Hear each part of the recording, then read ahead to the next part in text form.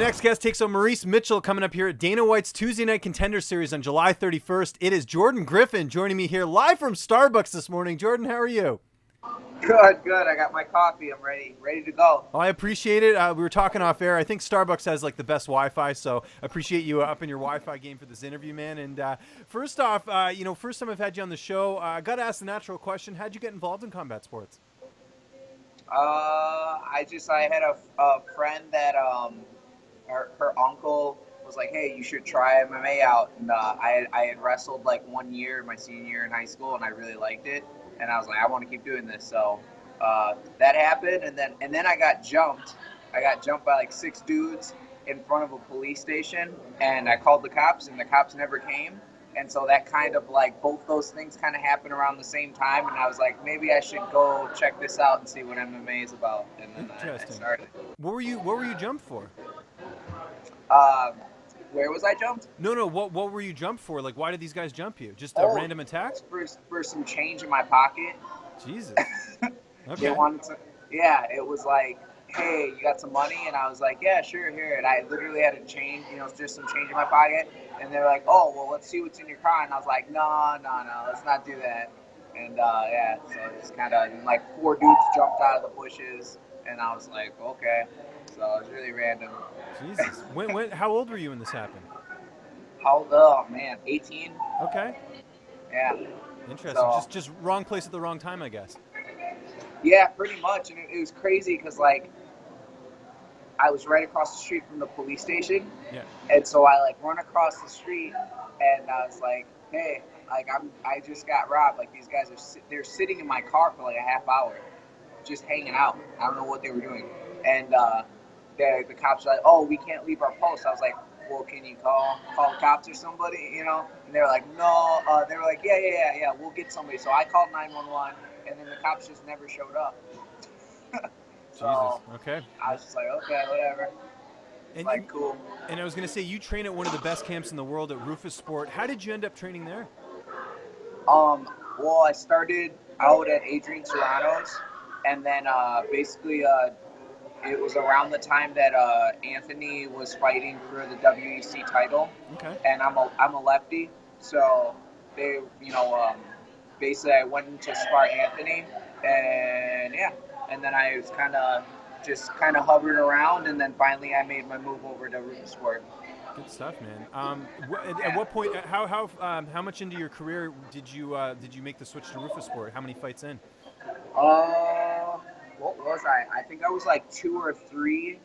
I was like 2 and 3, or like 3 and 3 before I moved to Roufusport. I was 3 and 3, and then I moved to Roufusport. So I had lost 3 pro fights and won 3 pro fights. Yeah, I was going to ask you about that because you started your career off, I think, 1 and 3, and then you've turned it around since then. You've gone like 15 and 2 since that beginning part of your career. Would you attribute that to Roufusport, or is there some other reason you feel like you've gone on quite the run? Oh, yeah, 100%. I'm changed up who I'm training with, and I'm always learning something new at Roufusport. So I definitely contribute that to making the switch over. Okay, that's awesome. Now, how did this come together with you fighting on Contender Series? Just getting on the LFA show and going out there and finishing, and like you said before, like I started out, it started out a little bit rough. So in my head, all my fights need to be exciting, and all my fights need to be finished. I need to finish everybody. So the one guy that's gotten away over the last like couple years is that Juan Archuleta. So I was like, I didn't get the finish, but it was still an exciting fight. So. Yeah, and Juan's tearing it up in Bellator, so I mean that's not a bad fight to have in your resume, so to speak, because he's a really tough guy. But let's talk about your opponent here, Maurice Mitchell. He's got that 11-1 record. How do you feel like you match up against him? He's an athletic guy. I'm an athletic guy, and I think if you look at the guys that he's fought and the guys that I fought, I think I out-experience him. You know what I mean? Like, I'm the bigger guy too. He's a 135er, I'm a 145er. So, I mean, I walk into the cage about 15 pounds over, like 160, 162. We'll just see, we'll see if that really matters that night. If he's eating to make weight, then, I'm definitely going to be the bigger guy. Yeah, I was going to ask you about his past opponents because I noticed he fought for Alaska FC, and we've seen what's happened before with guys that fight for Alaska FC. Just basically, you know, a lot of times they fight cans. I mean, there's no other way to put it. We saw Jordan Wright on Contender Series. Same thing. He fought a lot of just, you know, subpar competition, gets to the Contender Series, and then gets finished in the first round. Do you feel like, you know, you having, you know, fighting tough guys like Juan Archuleta will pay dividends in this matchup? Definitely. I don't just go out there and lay down for guys, especially these wrestlers. You got to be harder on these wrestlers, you know, because otherwise they'll just lay on you, lay and pray, and I hate that. So I definitely, yeah, just looking at the last couple guys he's fought, like one was like what was it? It was like 4-10. You know, the one guy's record was like 2-2. Another guy's was like 1-3. The only guy with a bigger record that he fought is like 10-7 now. You know, so it's just kind of like he's only fought one guy that, you know, in my book, he's 1-1, to be honest. So. Yeah, no, I hear you. I hear you on that for sure.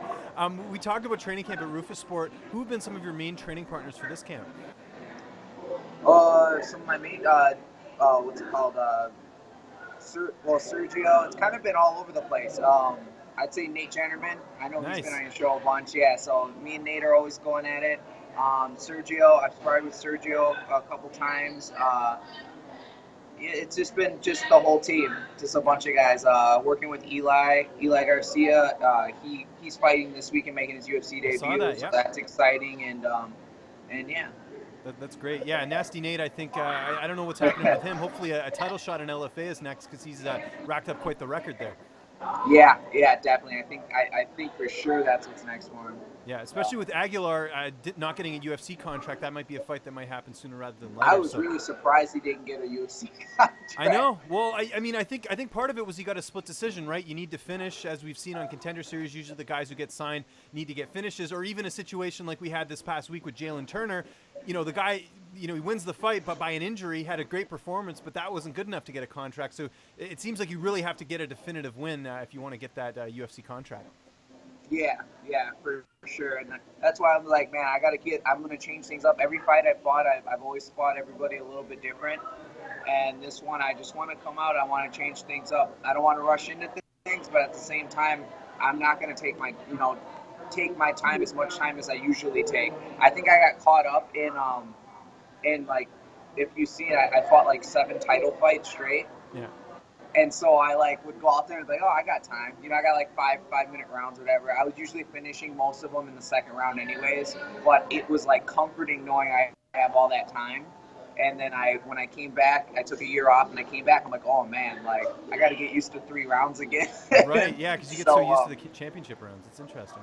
Yeah, so I mean, it's different. It's weird because I feel like I have that okay, I'm ready to go all the rounds, all out. But then I usually don't end up needing them, so. Okay, that's interesting. It's not bad. How much of a boost is it heading into your fight with the success your team has had recently? We had Anthony Pettis winning last Saturday, and of course Gerald Mershart getting that impressive come from behind win in his fight about a week ago. By now, does that sort of kind of just give you a little boost heading into this fight? Yeah, it's always nice, all that positive energy. We all just want to win, and we all push each other. So it's definitely, I'm ready. Like, I'm really ready. What was I going to say? I don't know. Sorry about that. No. So, I think the biggest thing right now is just, I guess it's not the biggest thing. It's just an adjustment, is not being on my Adderall. Like, I usually take Adderall, and I'm going back to school in the fall and stuff, and I've been on Adderall for, about 6 years. So I just started off of it, so it's going to be, my first time really fighting without it. So I think it's, I just got to, kind of adjust. It's going to be a little different. So okay. Is Adderall banned by USADA? I can't remember. Huh? Is Adderall banned by USADA? Do you know? Yeah, it is. Okay. It is. It's seen as a PD or as a performance enhancing drug, I guess. But if you're not prescribed to it, it makes you hyper. If you are prescribed, it calms me down. I'm more hyper when I'm not on it. So. Right. No, I can imagine. Okay. Well, it'll be interesting to see how that plays out in the cage. Who's going to be in your corner for this fight?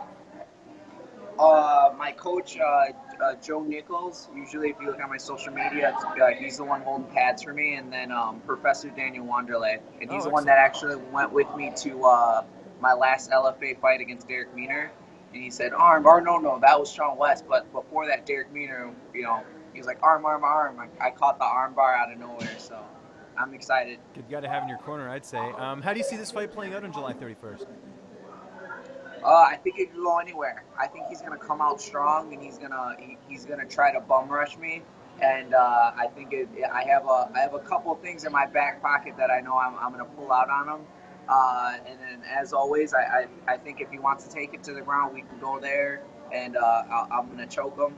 I'm gonna choke him or take an arm home or a leg home with me. And if he wants to stand up, I'm ready for that brawl. You know what? I love it. I got guys like Paul Felder and like Anthony Pettis to spar with, because those guys just love to go, and so it's always nice. Like I'm not afraid to go there. Yeah, no, I hear you, man. Well, we're looking forward to it. It's coming up here July 31st, live on UFC Fight Pass. It is Dana White's Tuesday Night Contender Series. Jordan, it was great getting a chance to talk to you, man. Just remind people where they can find you on social media, and if you have any sponsors or shout-outs, the floor is yours. Okay. Awesome. Yeah, you can find me on Twitter and Instagram on JGriff, MKE. And then you can find me on Facebook at Jordan Griffin MMA.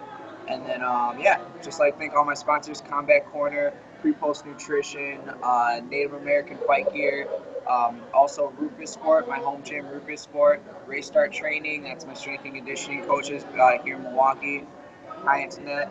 And then just like to thank my family and friends.